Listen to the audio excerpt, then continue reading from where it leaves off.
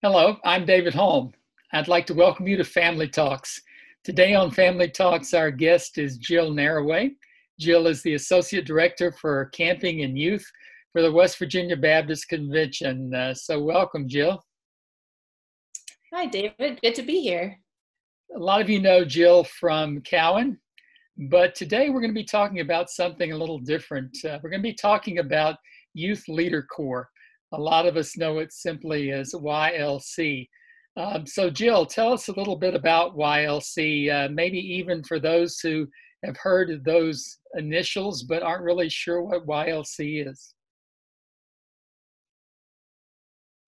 Thanks. I think YLC, Youth Leader Corps, is a thing that has been ingrained in the West Virginia Baptist Convention because it's been around since 1978. I don't know if you knew that, David, but Yep. Jerry Losh let me know that the first year of Youth Leader Corps was in 1978 with Fred Lewis, Faith Bell, and Joyce Perry as leaders with 24 students. And if you do the math, that means that more than 1,000 students have been a part of YLC in the last 42 years.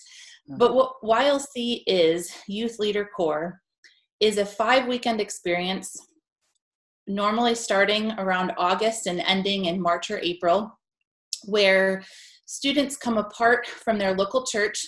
They're commissioned and called by their local church, and they gather together for these 5-weekend experiences where we live as a community hosted by a local church for times of learning, worship, study, fellowship.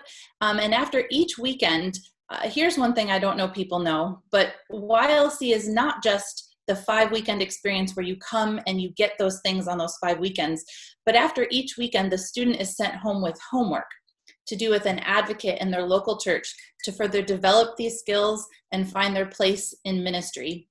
And if I had to boil YLC down into 4 words, those would be right from our purpose statement: empowering, learning, growing, and discovery. And I think that the power behind YLC is that first and foremost, that those students are commissioned and called by their local church.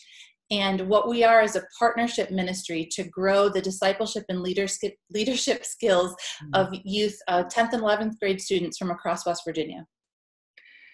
I know just from experience, one of our daughters was part of YLC, and so I know the hauling them all over the place thing is a big part of it for parents. But during COVID-19, a lot of that has changed. And so I'm just curious what you're doing and maybe what your plans are for YLC going forward.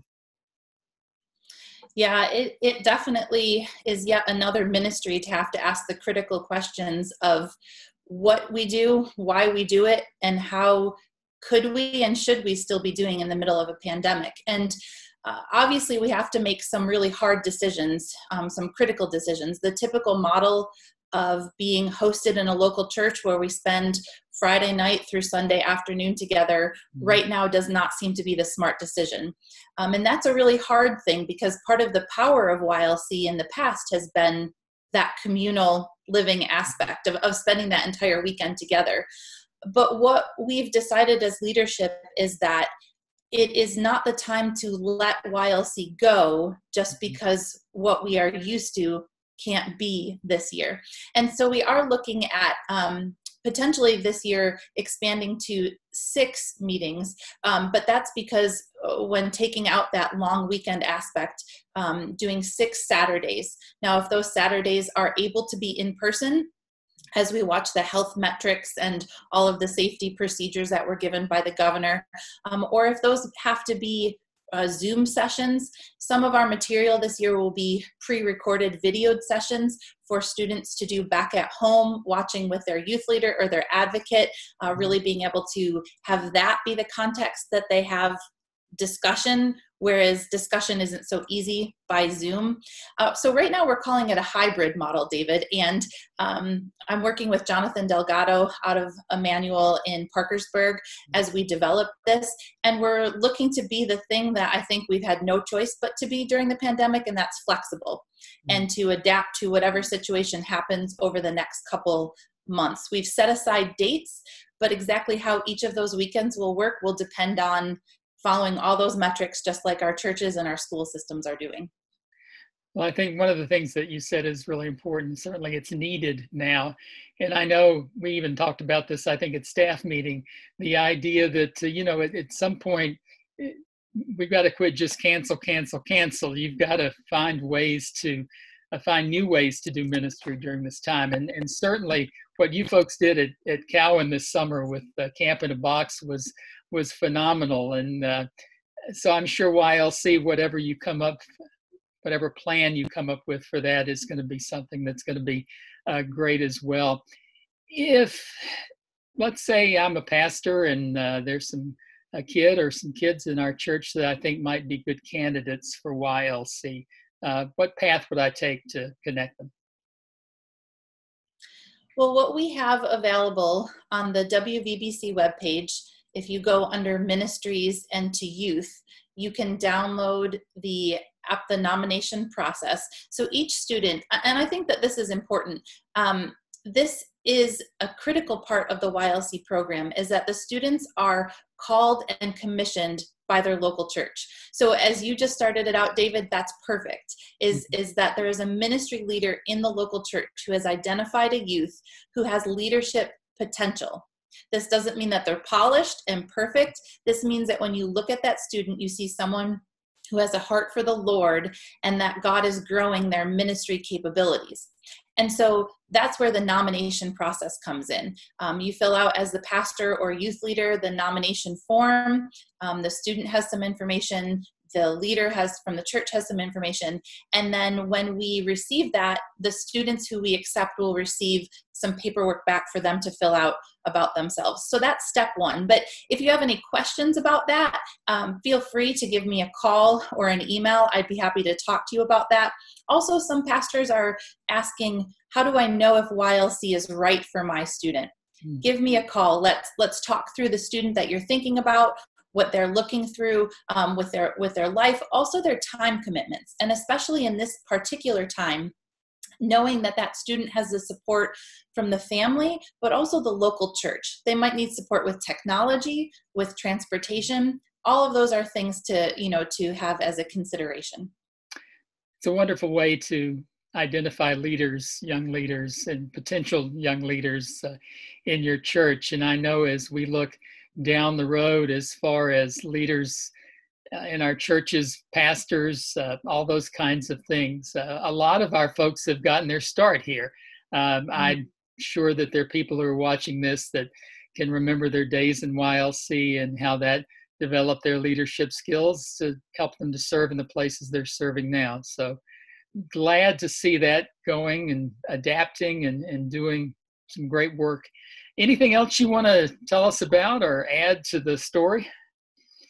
I think one of the things that I think is important when we look at YLC is to understand that God has given us the opportunity to grow the discipleship and the leadership process. They go hand in hand.